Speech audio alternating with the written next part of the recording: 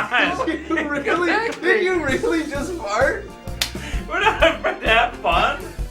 Did you just fart? No, and you know I'll claim it if I did. Welcome to Top 10 Beyond the Screen. I'm your host, Johnny Rogers, and in today's video, we'll be breaking down some of the funniest movies of all time. Now, obviously, humor is subjective, and I know a lot of these films may feel dated in the year of our Lord 2020, but bear in mind, without these comedy classics, we would all be just a little bit lost. But before we get into that, if you don't want to miss another daily video from us, just make sure you tap that subscribe button to join our notification squad. Now, without any further delay, let's get right into today's list, the Top 10 funniest movies of all time.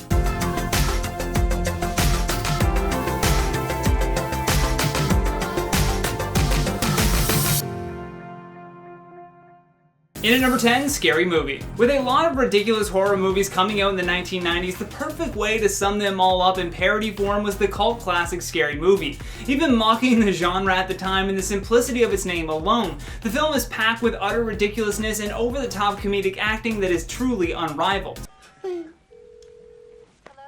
Hello? What's your favorite scary movie?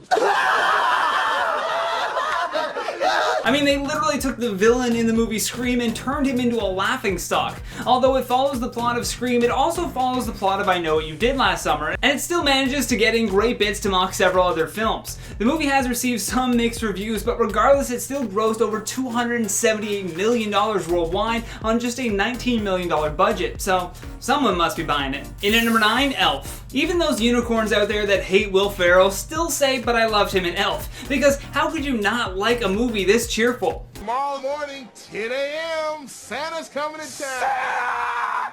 Oh my God! Santa here? I know him.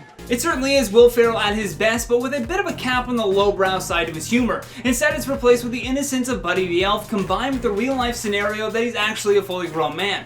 This combo of comedic premise has been done before, but Will manages to take it to another level. It's a movie that's not only PG enough for kids, but still cracks enough humor to make the parents laugh. If you haven't watched the film, it centers on Buddy, a human who was adopted and raised by Santa's elves. After learning this, he heads to New York City to meet his biological father. However, he is also experiencing the real world for the first time as he tries to spread Christmas cheer to a city full of very cynical people. In at number 8, Step Brothers. Mark my words, Will Ferrell will go down in history for having some of the most memorable comedic lines ever, and he cranks them out with ease. After watching some outtakes of him just improvising different lines, you can tell that this guy is a fully seasoned comedic actor. Combined with the talent of John C. Reilly, and these two are a comedy duo you do not want to miss.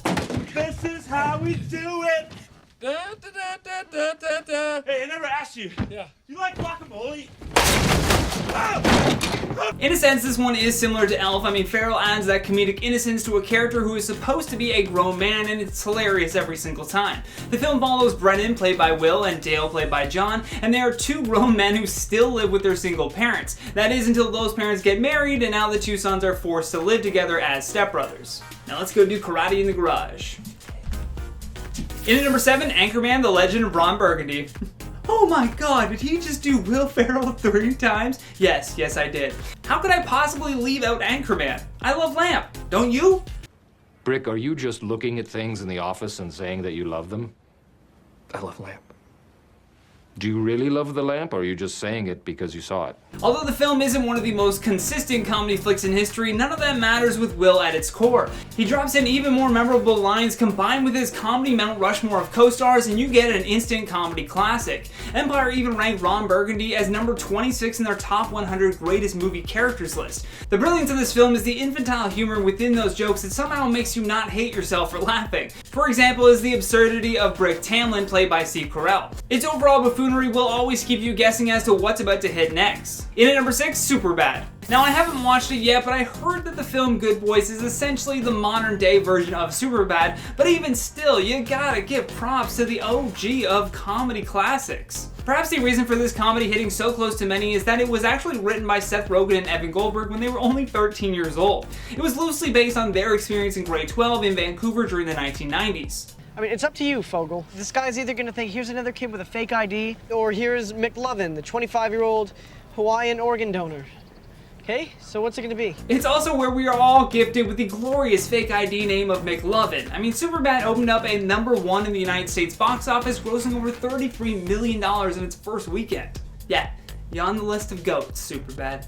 In at number 5, Dumb and Dumber. Dumb and Dumber is peak Jim Carrey and Jeff Daniels in regards to the comedic portion of their career. These two work so well together and put out some of the funniest performances that left audiences in stitches for years. It's a classic comedic premise as it follows Lloyd and Harry, two dumb but well-meaning friends from Providence, Rhode Island. The friends set out on a cross-country trip to Aspen, Colorado to return a briefcase full of money to its owner. The friends think it was abandoned by mistake, but in comes the real-world turning point where you realize it was actually left as ransom money. Oh yeah! Say kids! You wouldn't happen to have... What ensues is absolute buffoonery that has made this film a cult classic. Not only did it spawn a career for director Peter Farrelly, but it also solidified Jim Carrey as one of the prominent comedic voices of the 1990s. In at number 4, Animal House. Animal House is about a misfit group of fraternity members that decide to challenge the authority of the dean at Faber College. Released in 1978 and filmed for $2.8 million, the film ended up garnering more than $142 million. And that doesn't even include their merchandise sales. It soon became the highest grossing comedy film of its time. The real standout performance in this film, though, was from the 28-year-old SNL alumni John Belushi.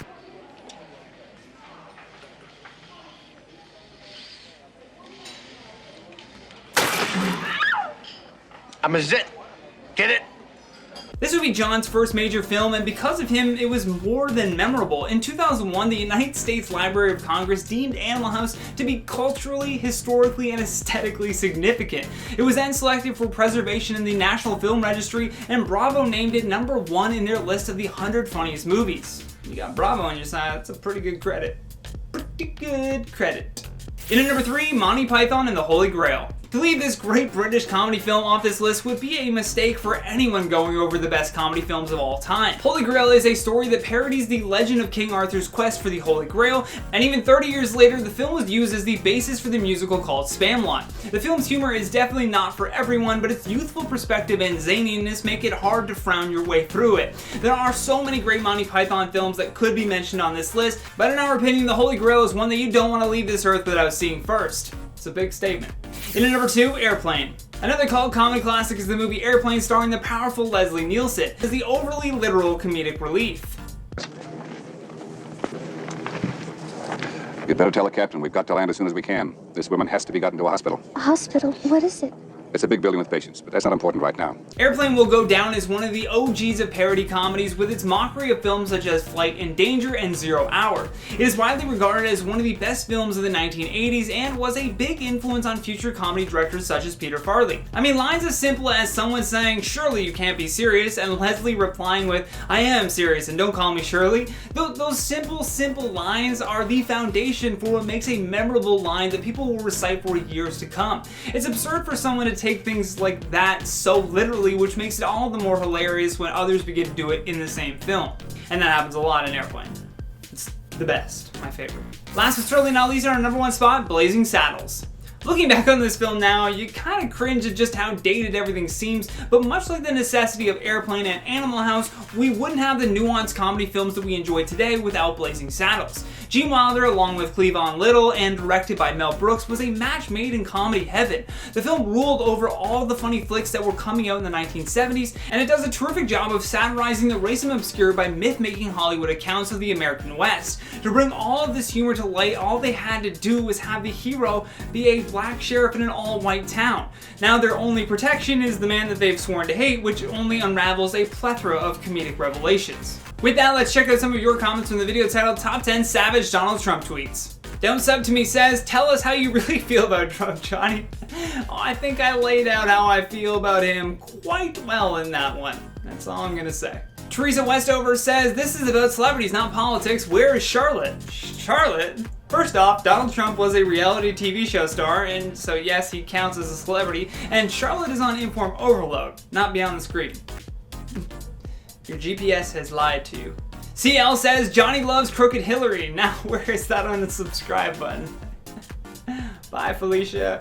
Okay, I love that people immediately think that I love Hillary Clinton because I think that Trump is a dolt. No, it's assumptions like that that keep Americans divided, and the political elite just love this. And I'm from Canada, bro. I don't like any of your politicians because they're all corrupt. I hate them all equally. Yeah, right 57 says, hashtag part 2. I just had so much fun going through the comments of supporters who can't handle the reality. Good job on the vid. You are sneaking your way up to one of my faves, hashtag resist. It's so funny to me that Trumpers will call everyone snowflakes only to turn around and act like snowflakes. But I appreciate your comment. Hashtag resist. Aubrey says, he's so horrible I can't wait until November. The Trump minions are mad in the comments crying bias. It's his own damn tweets. This is how badly brainwashed they are. I think you nailed it with that one, Aubrey. They truly stan him so hard that they don't even realize what's wrong with his tweets, and it's literally written down for them. Like, don't forget to vote in November, America. Don't forget to vote. And I wouldn't vote for Biden either. Just my opinion. And that has been the top 10 funniest movies of all time. Thank you so much for watching, and thank you to our editors for all of your hard work. If you enjoyed this video, then show us some love here by tapping that like and subscribe button. Plus, don't forget to leave us your comments down below with your thoughts on today's list. And for more videos like this one, all you gotta do is tap that playlist when it pops up. From Top 10 Beyond the Screen, my name is Johnny Rogers saying, I love lamp. I hate being that redundant. History on top of history. God. Mark my words, Will Ferrell will go down in history for some of the most yeah, let's mark my words on take 47. One more time. And even 30 years later, the film was used as the basic for the basic. Going from and.